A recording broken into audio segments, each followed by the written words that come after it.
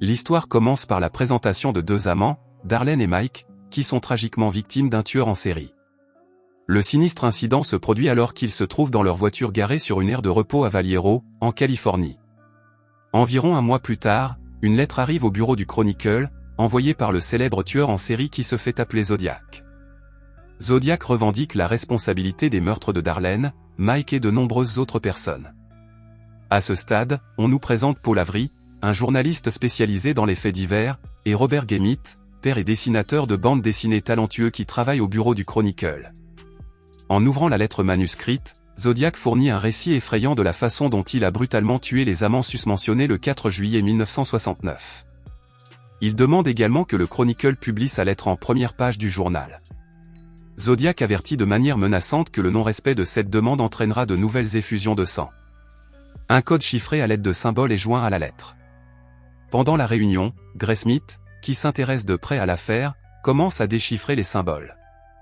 Après avoir reçu la confirmation de la police concernant la description de la scène du crime de Darlene et Mike, Paul Avery est stupéfait de découvrir qu'elle correspond exactement aux détails fournis par le Zodiac dans sa lettre. La police elle-même a reçu un message similaire de la part du tueur insaisissable. Il est désormais confronté à une décision cruciale qui pourrait avoir un impact sur d'innombrables vies. Finalement, la rédaction du Chronicle décide de publier la nouvelle en page 4. Dans le même temps, la police envoie le code crypté à des cryptographes professionnels afin qu'ils le déchiffrent. Alors qu'il est plongé dans son travail à son bureau, Graysmith est approché par Paul Avery, qui s'intéresse à lui en raison d'une remarque qu'il a faite lors de la réunion sur le fait que le Zodiac ne révèle pas son nom. Avery remet à Graysmith le message déchiffré fourni par la police. Après l'avoir lu, Graysmith remarque quelque chose d'étrange à la fin du message. Fasciné par les énigmes et doté d'un talent particulier pour les résoudre, il se met à déchiffrer le sens caché et découvre la phrase « animal dangereux ». Un mois plus tard, au lac Beressa dans le comté de Napa, deux amants nommés Brian Hartnell et Cecilia Shepard profitent d'un moment romantique. Alors qu'ils sont plongés dans leur conversation, Cecilia remarque une silhouette entièrement vêtue de noir qui s'approche d'eux. Effrayée et alarmée, elle tente d'avertir Brian, mais ses inquiétudes passent inaperçues. La silhouette vêtue de noir n'est autre que le Zodiac, qui les ligote et les agresse brutalement. Tragiquement, Cecilia perd la vie, mais Brian survit. Par la suite, un chauffeur de taxi de San Francisco est victime d'un homme vêtu entièrement de noir, ce qui augmente encore la terreur causée par le Zodiac. On nous présente deux détectives, Dave Toschi et son partenaire, Bill Armstrong, qui possèdent des compétences distinctes en matière d'enquête. Toschi est connu pour son aptitude à analyser les scènes de crime, tandis qu'Armstrong adopte une approche plus psychologique dans ses enquêtes. Toschi examine en détail la scène du crime, perplexe par le fait que, bien que le chauffeur de taxi ait été abattu par derrière, la portière avant du taxi a été laissée ouverte pour des raisons inconnues. 3 jours plus tard, une nouvelle lettre du Zodiac arrive au bureau du Chronicle. Cette fois-ci, il ne s'agit pas seulement d'une lettre, mais d'un morceau de tissu déchiré et taché de sang. Inquiet, le bureau du Chronicle contacte les autorités pour faire analyser le sang. Le tissu est identifié comme appartenant au chauffeur de taxi assassiné, ce qui indique que Zodiac avait ouvert la portière avant pour prélever un échantillon. En plus du morceau de tissu déchiré, Zodiac inclut dans la lettre un message effrayant, avertissant à la fois le bureau et la police qu'il a l'intention de prendre pour cible un bus rempli d'enfants dans un avenir proche. Alors que Toschi et Armstrong poursuivent leur enquête, les deux équipes commencent à relier les points et à analyser les preuves. Il devient évident que Zodiac ciblait systématiquement les femmes, mais qu'il ne parvenait souvent pas à tuer leurs compagnons masculins, d'après leurs observations. 2 jours plus tard, le 22 octobre 1969, au milieu de la nuit, Toschi reçoit un appel téléphonique d'Armstrong concernant un homme qui prétend être le Zodiac et demande à parler en direct à la télévision avec un avocat célèbre nommé Melvin Belli. Des dispositions sont prises pour que l'appel téléphonique en direct avec Melvin Belli ait lieu. La voix du Zodiac tremble de douleur pendant la conversation. Melvin tente de le convaincre de le rencontrer en personne et le Zodiac révèle qu'il a besoin d'une assistance médicale.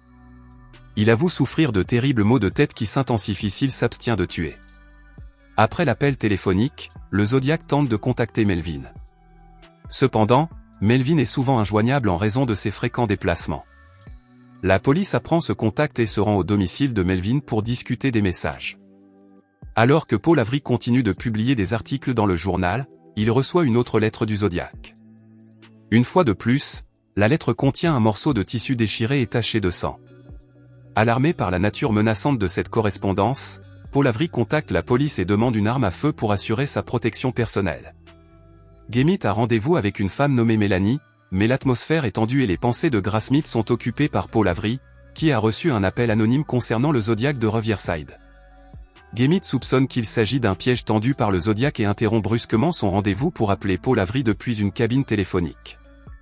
Après avoir rencontré l'informateur anonyme, Paul Avery apparaît en direct à la télévision pour annoncer la nouvelle piste qu'il a obtenue. À la suite de cette nouvelle, de nombreuses personnes se rendent au département de police de San Francisco, désireuses de fournir des informations sur l'identité du Zodiac. 8 mois plus tard, un homme fournit des informations sur le Zodiac. Archer Lee Allen, l'homme qui, selon le témoin, serait le Zodiac. Un jour, Lee Allen buvait du corps. Au cours de la conversation, il a commencé à parler de traquer des gens, comme dans un livre. Lorsqu'on lui a demandé comment il pourrait s'en tirer, Alan a répondu qu'il n'y aurait pas de véritable mobile pour le crime. Il a également ajouté quelque chose au sujet de l'écriture de lettres à la police et de l'utilisation du nom Zodiac comme moyen de détourner l'enquête. Après cet épisode, Toschi et Armstrong se sont rendus dans une usine où travaille Alan Lee. Arthur nie toute implication avec le Zodiac et affirme ne pas se souvenir d'avoir eu une conversation sur le Zodiac avant le premier meurtre. Il dit avoir brièvement suivi l'affaire du Zodiac lorsqu'elle a fait la une des journaux, mais avoir perdu tout intérêt en raison de sa nature morbide. Arthur informe l'interrogateur qu'il a parlé à un autre agent de Valiro après le meurtre au lac, mais il ne se souvient pas du nom de l'agent. Il fournit un alibi en affirmant être parti seul faire du skiing à Salt Point ce week-end-là, mais y avoir rencontré un couple dont il a noté les noms chez lui. Arthur mentionne également que son voisin, Bill White, l'a vu lorsqu'il est rentré chez lui vers 16 h, mais Bill est décédé peu après. Au cours de l'interrogatoire, la montre d'Arthur attire l'attention de Toschi, et Arthur explique qu'il s'agit d'un cadeau de Noël de sa mère. Arthur conclut en exprimant sa volonté d'aider de toutes les manières possibles et fait remarquer qu'il espère qu'à l'avenir, les policiers ne seront plus appelés de manière péjorative, porc. Après avoir mené une perquisition au domicile d'Allen sans trouver aucun indice, l'affaire du Zodiac devient très compliquée. 4 ans plus tard, Paul Avery devient complètement dépendant. Armstrong quitte son poste de détective. Graysmith s'est marié avec sa petite amie et Toschi est le seul à s'occuper encore de l'affaire. Après avoir rassemblé les dossiers de police de 4 endroits différents, Graysmith résout enfin l'affaire. Gemmit rencontre Toschi pour lui révéler l'identité du Zodiac. Le 18 décembre 1969, qui coïncide avec l'anniversaire d'Arthur Lee Allen. C'est une coïncidence troublante que ce soit à la fois l'anniversaire d'Allen et un jour connu pour les activités du tueur Zodiac. Gemmit passe ensuite au lien entre Allen et Darlene, une victime liée au tueur Zodiac. Toschi révèle que cette information est documentée dans les dossiers de Valiro, suggérant un lien potentiel entre Allen et Darlene, qui aurait eu peur de quelqu'un qui était à sa fête avant d'être tué par le Zodiac. Une preuve cruciale mentionnée par Graysmith est la disqualification de l'écriture d'Allen par Sherwood, expert en graphologie. Cette déclaration implique que les échantillons d'écriture fournis par Allen ne correspondaient pas à l'écriture trouvée sur les lettres du tueur Zodiac.